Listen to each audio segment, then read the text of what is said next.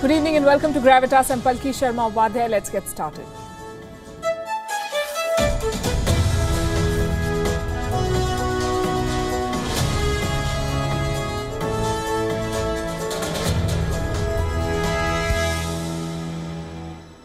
سمع الله لمن حمده الله أكبر الله أكبر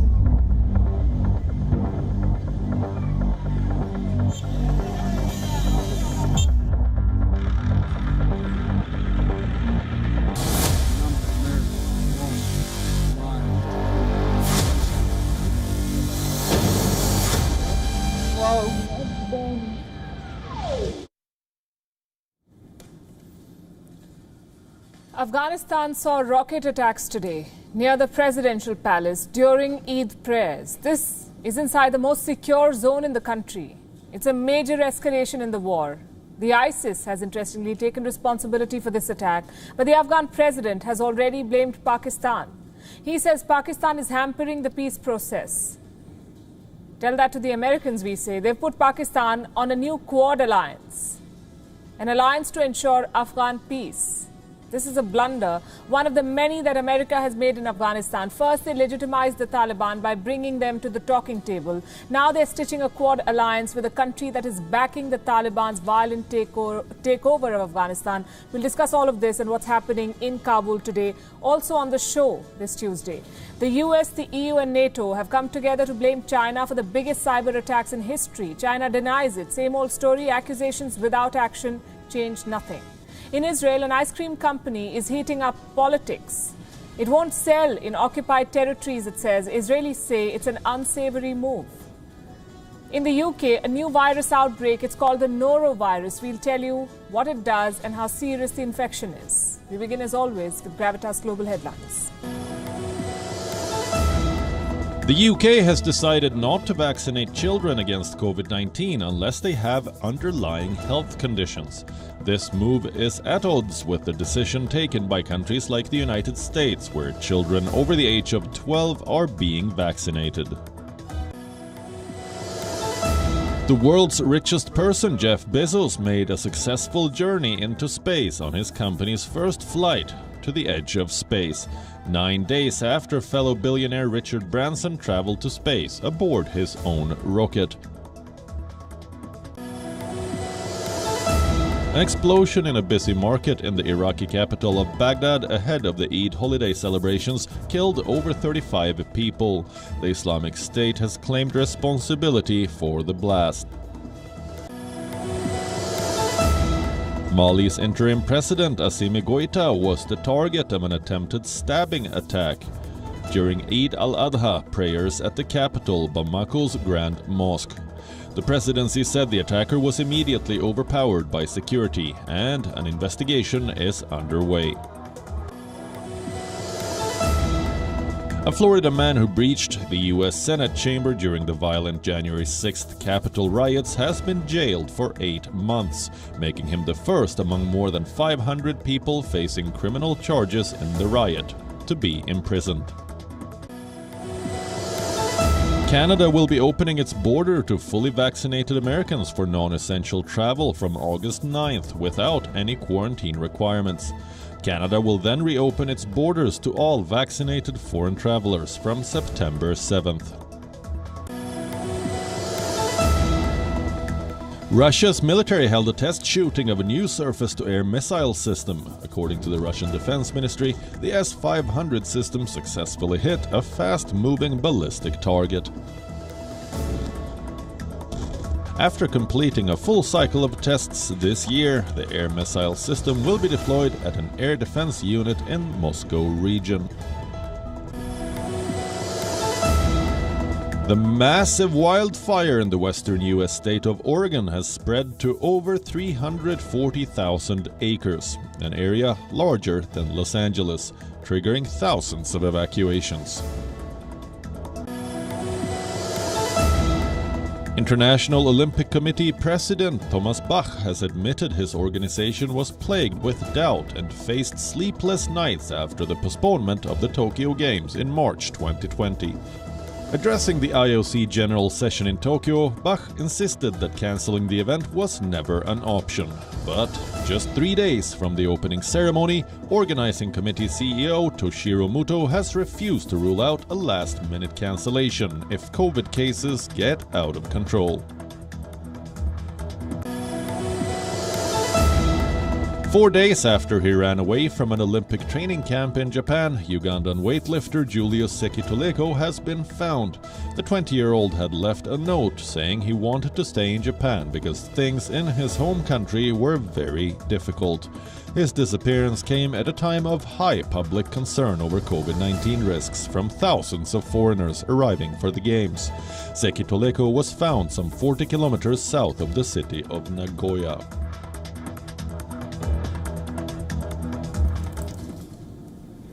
In some parts of the world, it's Eid today, Eid al-Adha, one of the two major holidays in Islam. It also marks the culmination of the Hajj. Muslims are celebrating and offering prayers, including those in Afghanistan. This morning, the top leadership of the Afghan government gathered to pray. They were at the presidential palace in Kabul. Afghanistan's President Ashraf Ghani was leading the Eid prayers. This is what happened next. سمع الله لمن حمده الله أكبر الله أكبر الله أكبر. What you just heard was the sound of rockets. They landed and exploded near the presidential palace. Thankfully, no one was hurt. But this is a serious escalation. A rocket attack during Eid prayers just before President Ashraf Ghani was to deliver an address. This is a serious breach too. The rockets landed inside the green zone. Now, this is a heavily fortified area, the green zone. It is home to the presidential palace and several embassies in Kabul. You could say it's one of the most secure zones in all of Afghanistan. And today, it had rockets raining. Reports say terrorists from ISIS were behind the rocket attack. But when Afghan President Ashraf Ghani stood up to speak today, he did not miss the opportunity to blame the Taliban and Pakistan for the growing violence in his country. Listen to this. We have the will and determination for peace, and we have also sacrificed for peace. But the Taliban don't have the will and determination for it, so we have to take our decisions accordingly. They fired a couple of rockets and believe that it will force us to leave our prayers. You saw, no one moved. This country cannot be captured with rockets. It can only be won with heart. This country cannot be captured by rockets, says the president. He's right, perhaps, but as of today, the Taliban has tripled the number of districts it controls. The American withdrawal is more than 95% complete, we are told, and this exit has translated into the Taliban's gain. In April, when America announced the withdrawal, the Taliban had just 73 districts under their control.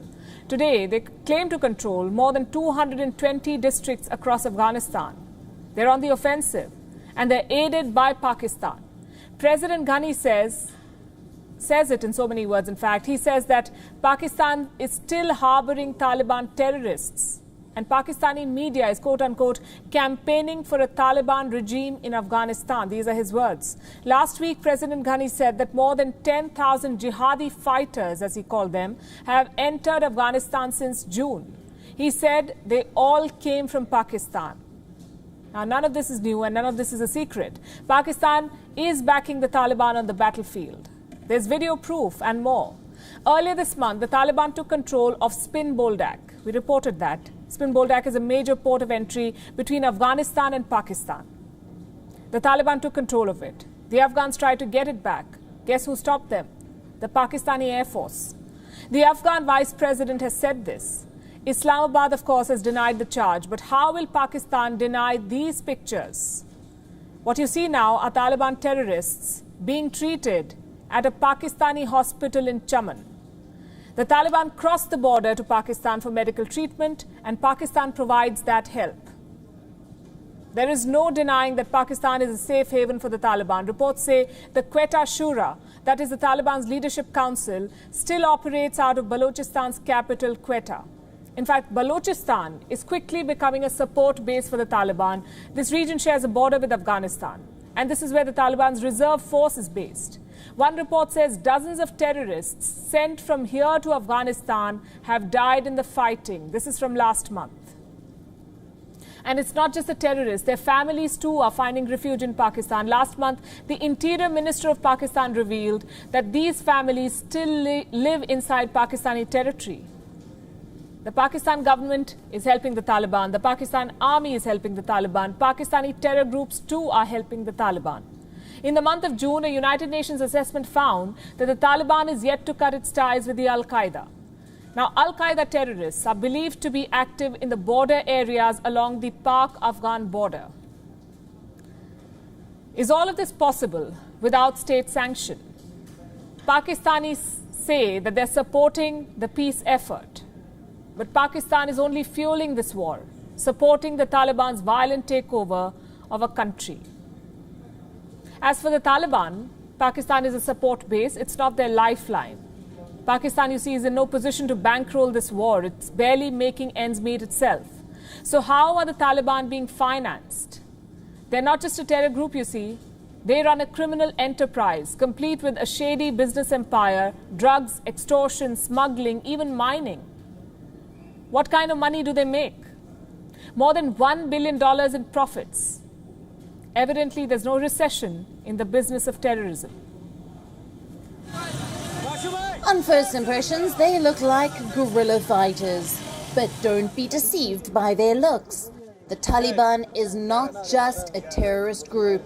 It's a criminal enterprise with an annual budget that's well over $1 billion. With its offensive in Afghanistan, the United States wanted to finish the Taliban. But America's 20-year-long war has only made the Taliban more rich. By the end of March last year, the Taliban had raked in $1.6 billion. Most of this money is profit earned from a host of illegal activities. A key source of the Taliban's revenue is the drug trade. A United Nations report from 2020 says the Taliban earned more than $400 million from the drug trade last year. The Taliban's dealings in narcotics has made Afghanistan the world's biggest producer of opium. The group imposes a 10% tax on every player in the production line of opium, from the farmers to the suppliers. America's withdrawal is helping the Taliban expand its drug business.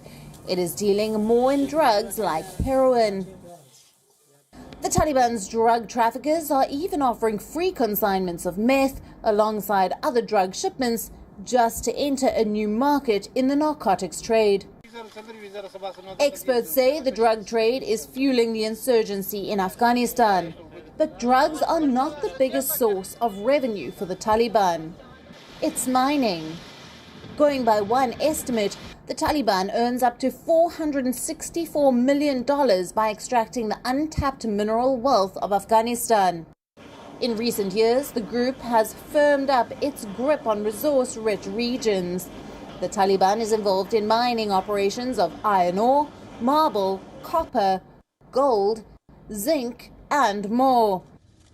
Even the Afghanistan government has admitted that the Taliban controls the country's mineral resources. Earlier this year, the Afghan Ministry of Mines and Petroleum published this report. It claimed that 75% of the mining sites in Afghanistan are under the control of the Taliban. The Taliban just doesn't steal the wealth of Afghanistan, it even extorts from those who earn through legitimate means. Extortion and taxes bring in $160 million annually in revenue for the Taliban. The taxed operations include mining, media, telecommunications, even development projects funded by international aid. Overseas supporters also keep the Taliban going. Last year, they sent in $240 million to the terrorist group in the form of donations. Most of this money comes from charities and private trusts in the Persian Gulf. The rest of it can be traced back to private citizens in countries like Saudi Arabia, Pakistan, and Iran. All this money finances the Taliban's reign of terror, the supplies to its terrorists, and the war to control Afghanistan that is only intensifying. The international community has failed to stop the flow of funds to the Taliban. It remains well-financed to fund the next wave of violence, death and destruction. Bureau Report, WION, World is One.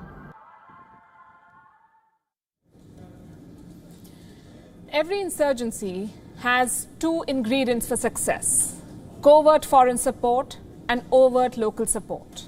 For the Taliban, both seem to be in short supply now.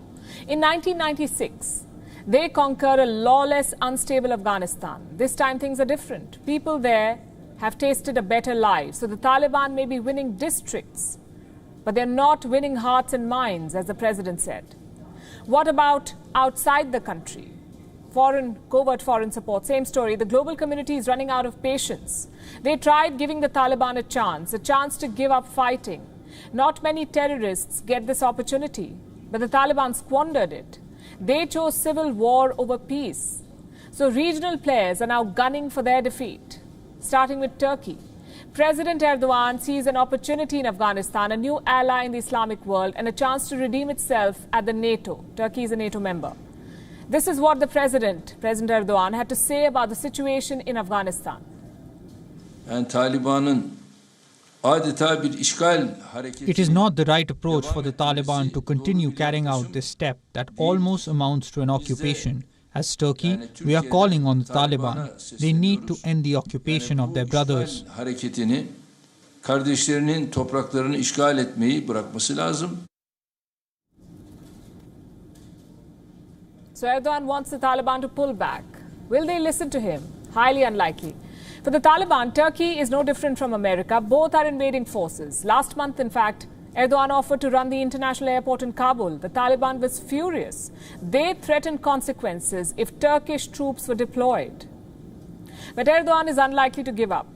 He's the NATO's trump card in Afghanistan, a conservative leader from a Muslim-majority country who wants to kick the Taliban out. And he's not alone, by the way. Russia, too, is having second thoughts. Dozens of Russian tanks are mobilizing near the Afghan border. They made a 200-kilometer march from a Russian base in Tajikistan. Why are they here? For a military drill with Central Asian partners. This is Russia protecting its backyard, basically showing the Taliban who is the boss. And this is a warning that the Taliban cannot ignore. Russia was shaping up to be a crucial ally. Remember, Taliban leaders were in Moscow recently. They even held a press conference in Moscow. But Russia has realized that you cannot tame this Taliban. Their rise is sending refugees to Central Asia. It's creating instability. So Putin is moving to stabilize his southeastern flank. Not just Russia, in fact, every regional power is doing what they can to protect the Afghan people and to keep the Taliban at bay. But what about the country that set off this crisis? What's the United States up to? Many would say they've done enough damage. Perhaps staying away would be the better option. But that's not how Washington works. They believe they're burdened by glorious purpose. And this glorious purpose has a new name, the Afghan Quad.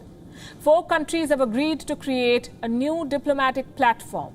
It will focus on long-term peace and stability in Afghanistan. Who are the members of this Quad? The United States, Uzbekistan, Afghanistan, of course, and Pakistan.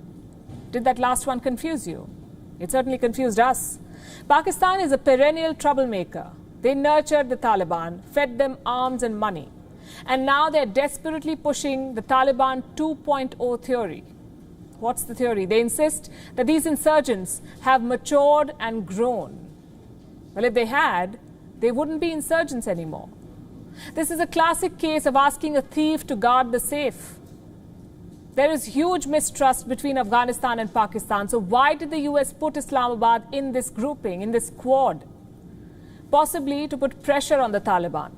Washington is hoping to use Pakistan to check the Taliban. Will it work? Well, 20 years back, maybe. But today's Taliban is not Pakistan's puppet. In fact, it could be the other way around. So what America considers a masterstroke is actually another blunder. Last year, they baptized the Taliban, shared a stage with them, put them on a negotiating table and signed a deal. With a stroke of a pen, the Taliban became an official stakeholder, a legitimate player in Afghanistan. Look at the result. Now with this squad, they're baptizing another serial offender, basically playing into the Taliban's hands. You can only marvel at these woeful American policies. Their presence destabilized Afghanistan, so did their withdrawal. And now, even in absentia, Washington has found a way to destabilize Afghanistan.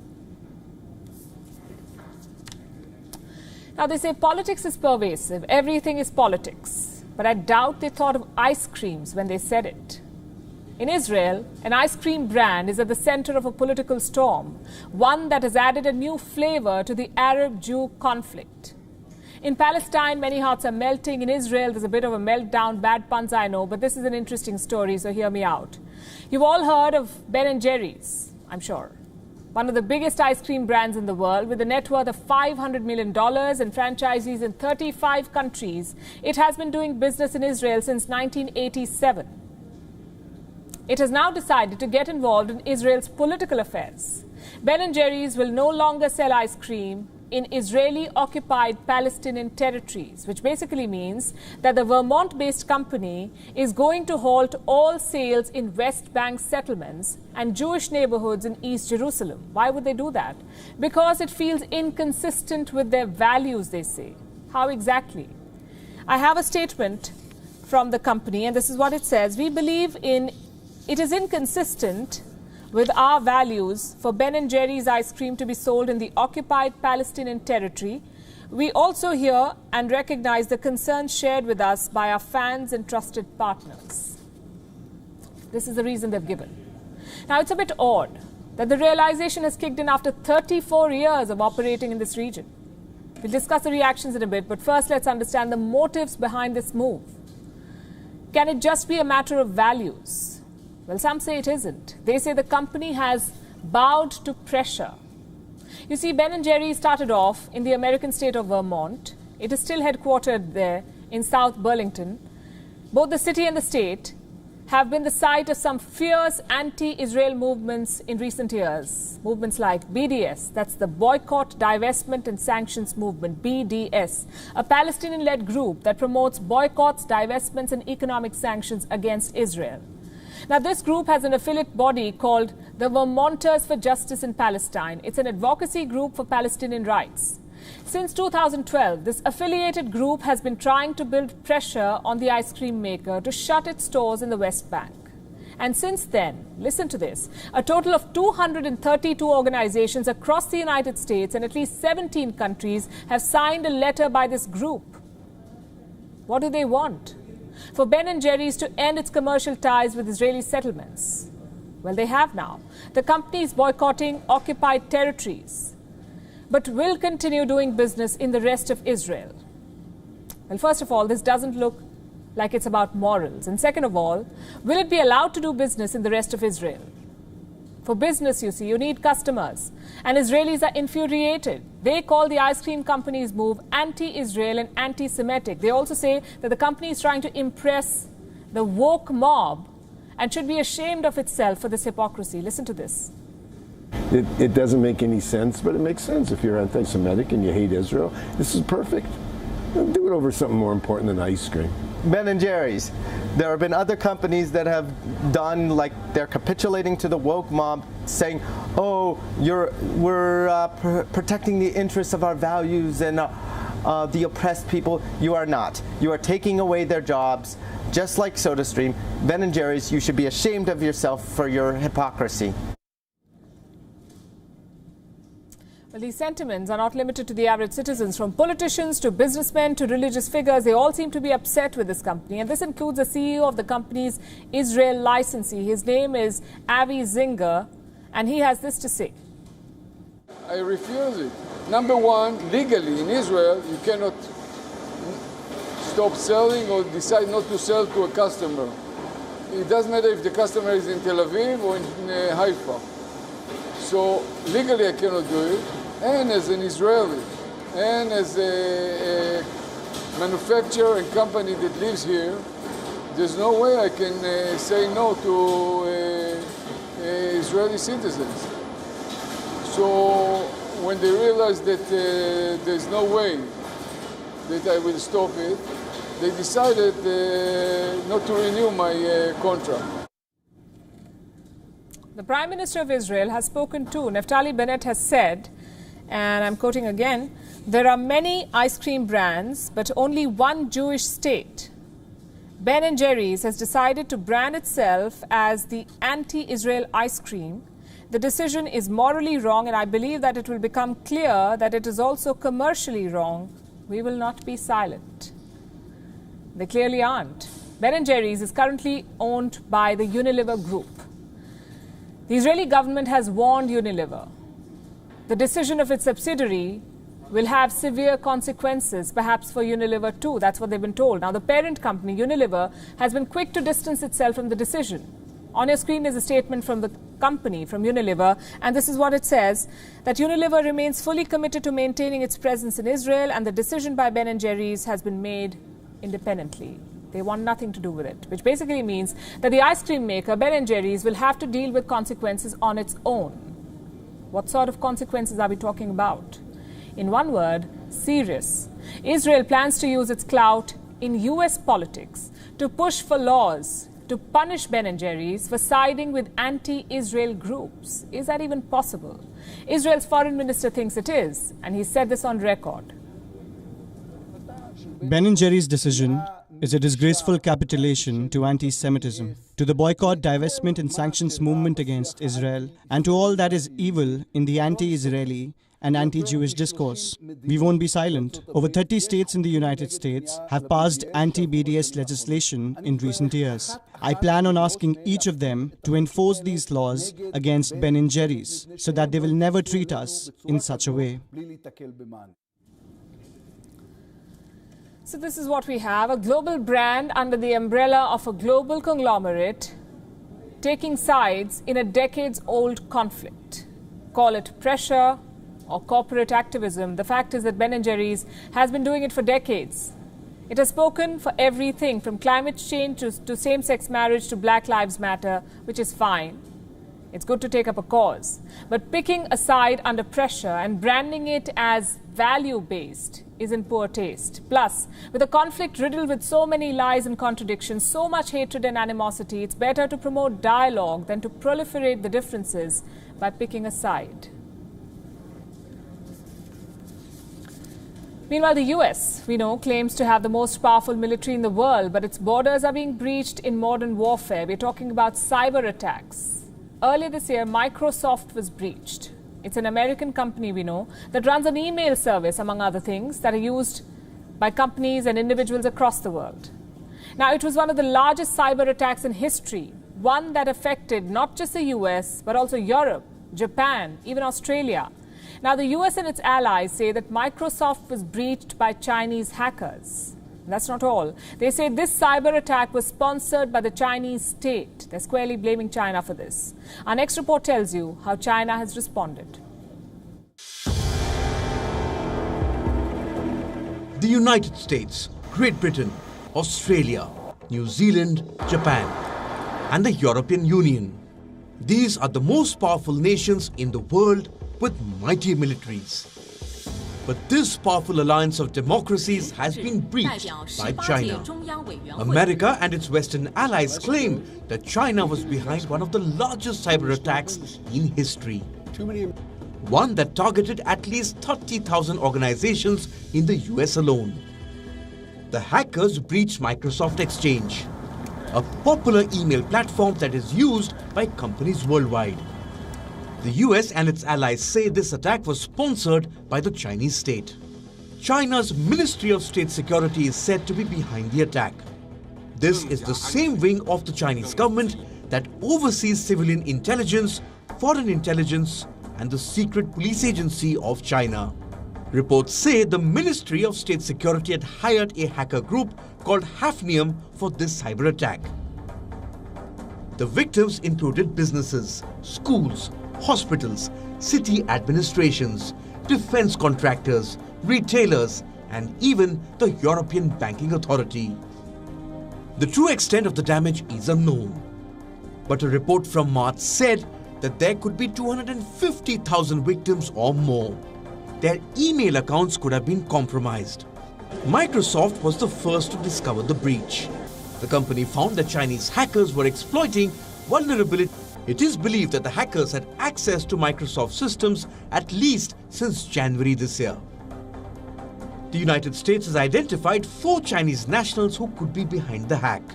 3 of the accused work for Chinese intelligence. 1 is a computer hacker.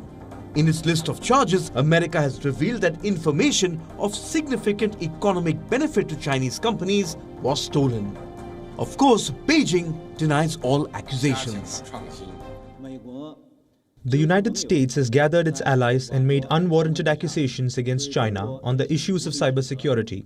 This move is baseless and reverses what is considered to be black and white. It purely smears and suppresses based on political motives. China will never accept it. China resolutely opposes cyber attacks of any kind and will not encourage, support or condone hacking attacks. Our position has always been clear. The Microsoft hack was a serious breach, one that exposed thousands of public and private entities. By coming together to blame China, the US and allies have taken a bold step. But they have stopped short of punishing Beijing for the cyber attack. This reluctance leaves the door wide open for China to attempt more breaches. Bureau Report, WION World is One.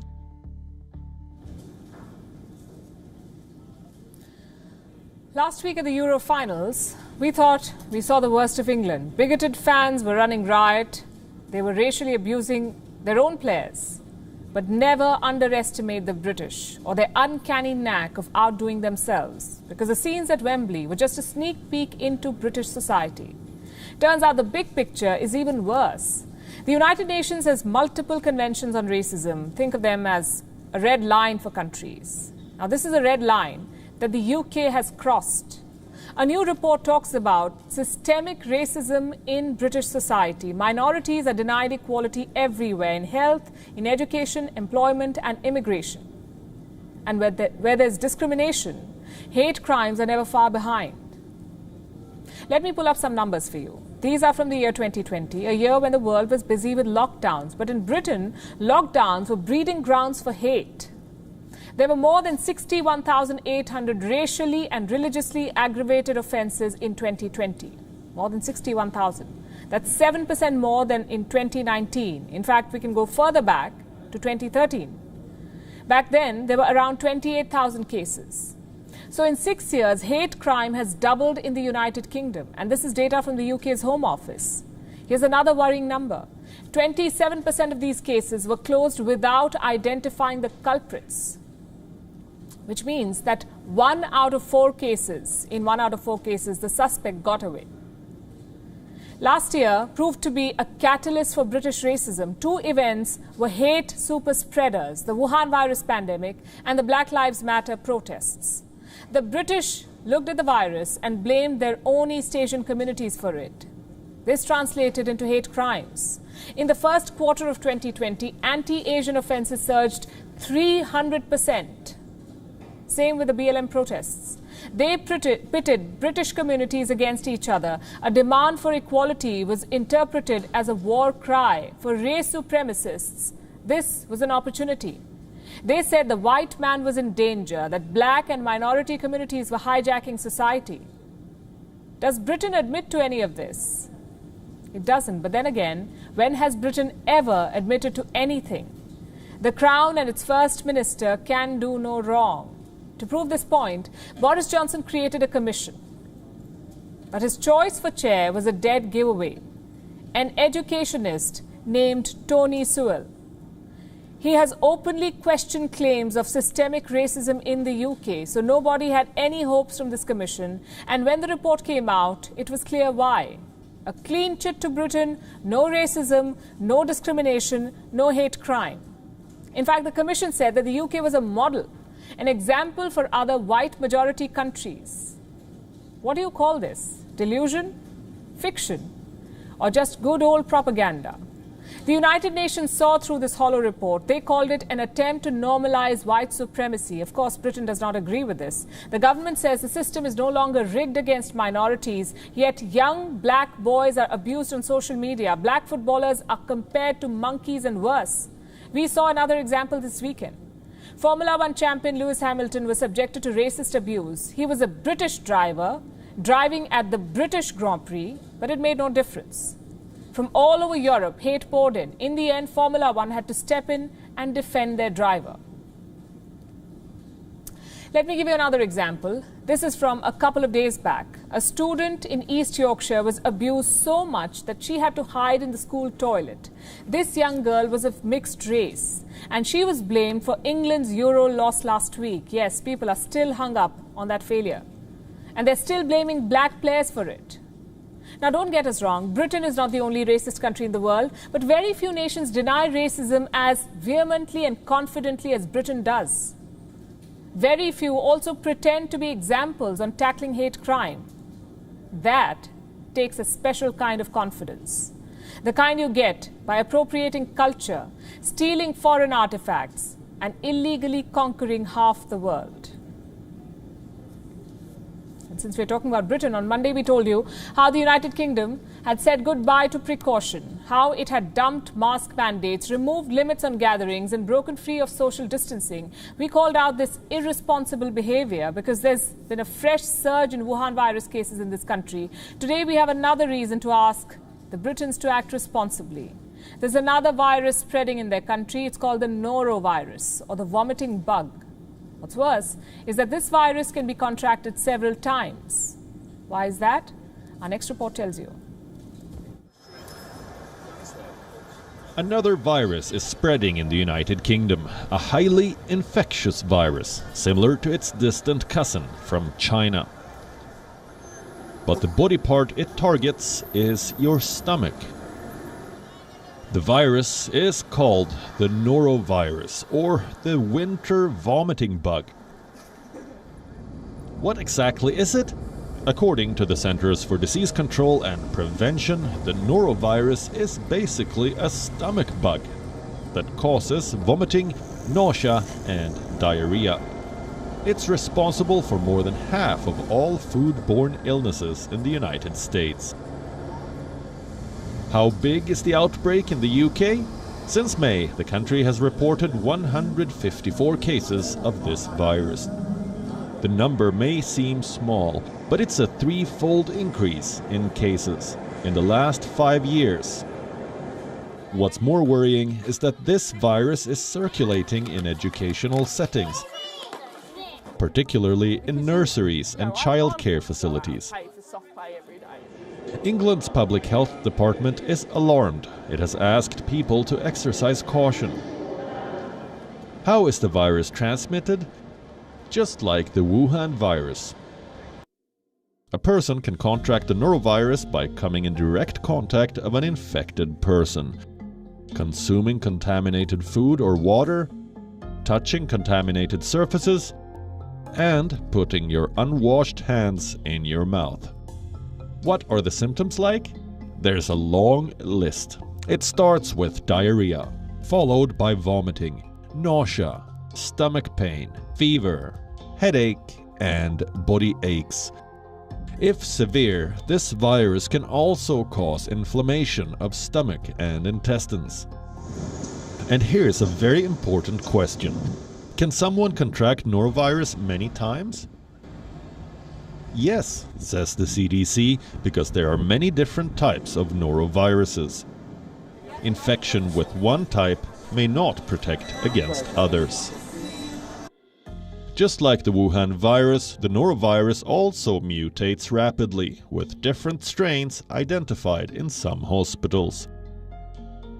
In fact, it changes so much that standard testing kits sometimes fail to recognize its evolved versions. So how do we protect ourselves? Basic hygiene and precaution. Wash your hands, rinse raw food items, avoid unwanted contact. Stay at home if infected. Thankfully, this virus hasn't proved to be fatal yet. But it's another worry for a country that reported 48,000 cases of the Wuhan virus on July 18, and is expected to record 200,000 new cases a day. The The United Kingdom has flung itself into a dangerous experiment, a pretense of normalcy amid virus surges and outbreaks.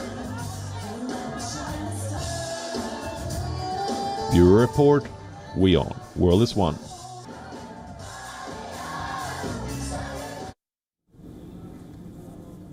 In most countries, food doesn't touch just the palate. It can touch a nerve. One man's culinary adventurism can be sacrilege for others. So before you tweak an age-old recipe, pause and think, because you could be setting off a war. Sometimes these culinary wars take decades to settle, like in Spain, where that one question has haunted food lovers. Do onions belong in a Spanish omelette? Even Wikipedia is playing it safe. Here's what the website says. A Spanish omelette is made with eggs and potatoes, optionally including onion. Well, that option brings out the matador in Spaniards. There have been bar fights over this question. Relationships have ended over it. But now we finally have an answer, it seems. The Spanish Daily conducted a survey on the humble omelette. Here's what they found. 73% of respondents liked onion in it, a resounding defeat for the shallot skeptics. Well, this isn't the only culinary crime we're tracking. Over in the Philippines, the government has turned chef. They are standardizing the recipe of a Filipino classic, the adobo. This is the dish we're talking about, a meaty stew marinated and slow-cooked in soy sauce. Every region has a different adobo recipe. Every family probably has a variation. The Philippines government wants to streamline this. They want a single recipe to promote globally. Just one problem. The people are having none of it. Filipinos are sharpening their cutlery. They say the beauty of Filipino food is the diversity. Others ask whether there is a basic adobo recipe to begin with. What does the government say? It says this recipe is not mandatory. You can still cook the adobo any way you like, but try telling that to a bunch of frenzied foodies. Not happening, they say. These guys are serious about food, borderline aggressive. So if you're going to tweak a recipe, brace for the backlash. Like this Domino's outlet in Japan, you know where this is going. The lightning rod of food debates, pizza. To say Italians love pizza is an understatement. They can get nasty over bread. But Domino's Japan decided to weather the Italian storm. This is their new pizza. It's called crispy fish and chips. Apart from the obvious, it also includes potato slices, lemon and basil. This pizza might just do the impossible. Remember all the enmity between England and Italy at the Euros? Well, this hybrid pizza may just unite the two countries, unite them in disgust. Italians believe they have a monopoly over pizza toppings. And for Britain, fish and chips is a standalone dish. You smash them together and you rile up both the countries. But Domino's is standing firm. Here's what they had to say. Sorry, our fish and chips pizza has caused so much trouble. We think it's quite delicious. Don't think the Italians will appreciate that. But there's a good chance they may not notice it because Italy is fighting a multi-front food war. The second front is carbonara, their beloved pasta dish. The traditional recipe is pretty simple. Eggs, hard cheese, cured pork, and black pepper. You can't really go wrong with that unless you decide to innovate. The Italians have one cardinal rule: no cream. You may find creamy carbonara at restaurants, but you won't find Italians ordering it. They may even have a snarky comment to make, like what happened with this video a couple of years back, a one-pot carbonara recipe, courtesy the French. Do you know how the Italians responded? Stick to the frog legs, they said. You've got the Mona Lisa, leave our carbonara alone. They called it Carbonara Gate. It's serious stuff. What do these stories tell us? Food is all powerful. It is linked closely to our culture, so people don't like foreign intervention. They like to retain the true essence of their cuisine. At the same time, you cannot really gloss over the triviality of these debates. Recipes are not written in stone. Chefs love to experiment. Some of it turns out well, some of it doesn't. But you judge a dish based on its taste, not its ancestry. So put pineapples on pizza or cream in carbonara, but do it for yourself. Let the purists have their own fill. And they say every cloud has a silver lining. The Wuhan virus pandemic should be no exception. It has given many of us Much needed time to reflect, sit back, vet decisions we've made over the years, reflect on career choices, lifestyle choices, a whole lot of things. And we all know of people who have switched careers during the pandemic, switched their hobbies into livelihoods, switched cities to move closer to nature, remodeled their lives in order to spend more time with loved ones. Well, all of this was possible because some people decided to switch off during the pandemic. They decided to take time out, rejuvenate, rethink, and if need be, restructure their lives.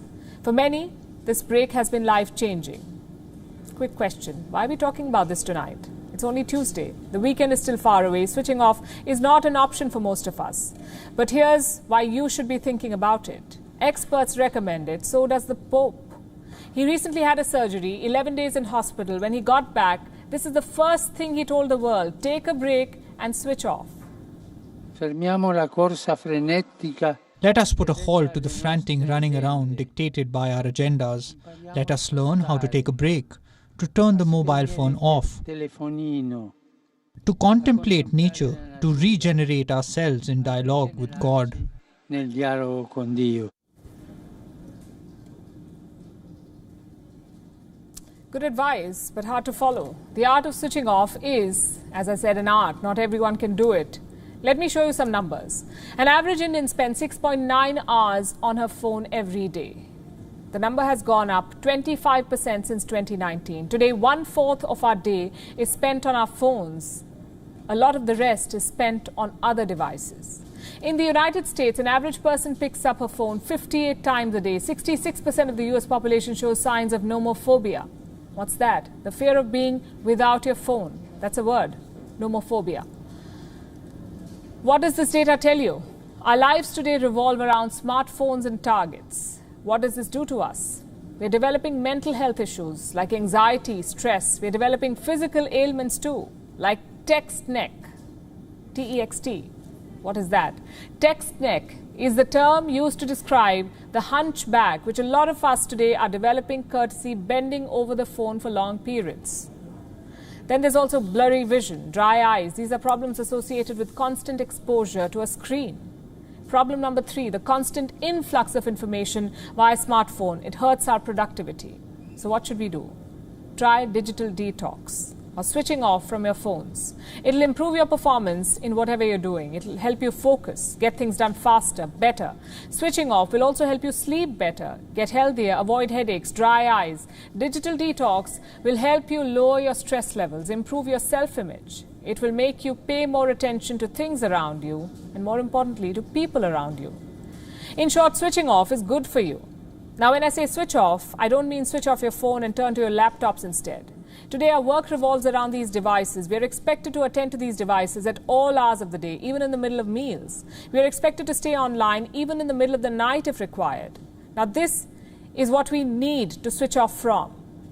Take a break after 7 to 9 hours of working, detach from work emails on weekends and during vacations if you're still getting them.